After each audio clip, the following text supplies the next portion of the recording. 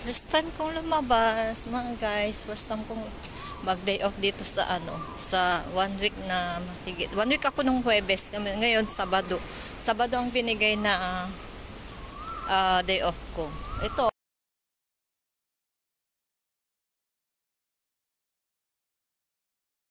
Yan ang aming building. Bali, umalis na yung kahapon yung amo ko doon sa mama niya. Doon sila dumiretso kasi may birthday party ng alaga ko. Alaga namin.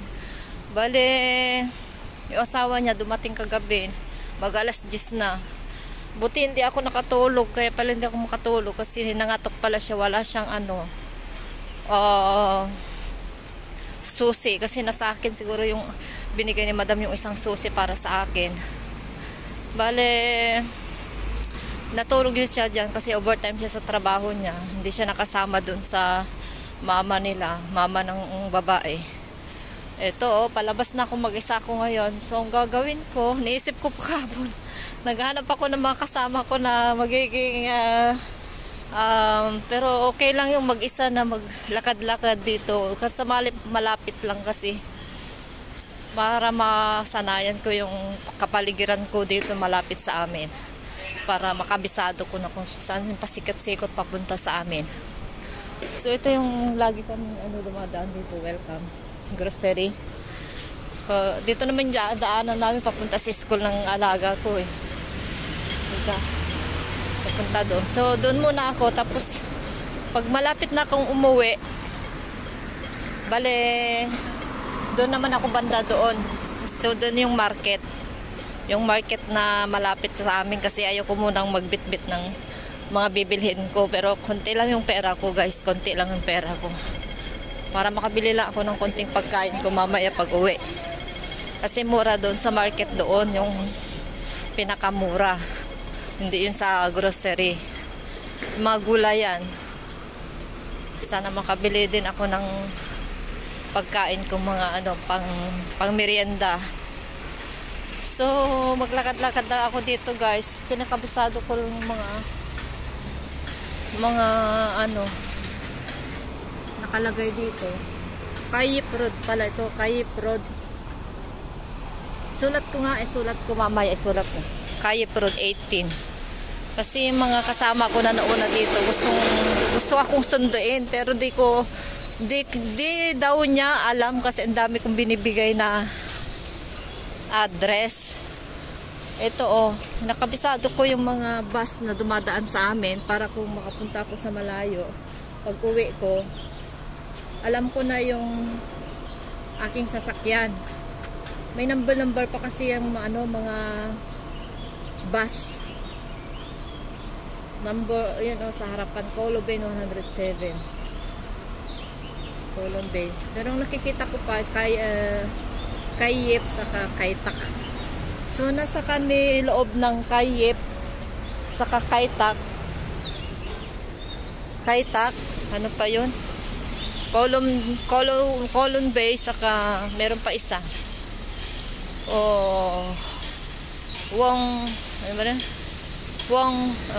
Wongsu. Basta nasa loob. Ang dami ito nakapalibot sa akin na daanan eh. Dalawang road kasi ito, yung pang bus saka doon sa highway, super highway doon malapit sa school ng alaga. So ito, ganito daw yung isang kasama ko nung muna niya, wala pa daw siyang alam. Mayroon naman magsusundo sa akin, kaya papunta daw ako dun sa Central. Sa linggo naman daw yon. Linggo yung nila, day off nila. Ako Sabado eh. Yung mga kaibigan ko. Tapos kabaryo ko, kaibigan ko. Papautangin daw nila ako ng pera, pero wag na lang kasi dami ko ng utang. Magbabayad muna ako ng utang ko sa Pilipinas. Tapos may pera naman ako dito. Kasya naman na pangbili ko ng pagkain ko ngayon. Saka libre naman pangkain ko dun sa amo ko. Kaso lang naiya ako makuha doon. Pero kumain pa rin ako ng isang itlog sa noodles na dala ko. Kumuha ko ng itlog nila. Bale may noodles pa ako. Bale magbibili pa ako ng noodles mamaya. So dito pa rin yung daanan namin papunta sa school. So, maglibot-libot lang ako mag-isa guys kasi mas maganda kasi na wala kang alalay, kasamang bata na alaga na nakatingin-tingin ako ng ganun-ganun habang naalalayan ko yung bata papunta sa school. Iba pa rin yun. Saka ngayon, yung mag-isa. Kasi dito, hindi ka nagmamadali maglakad. Bale, ubusin mo yung maghapon mo.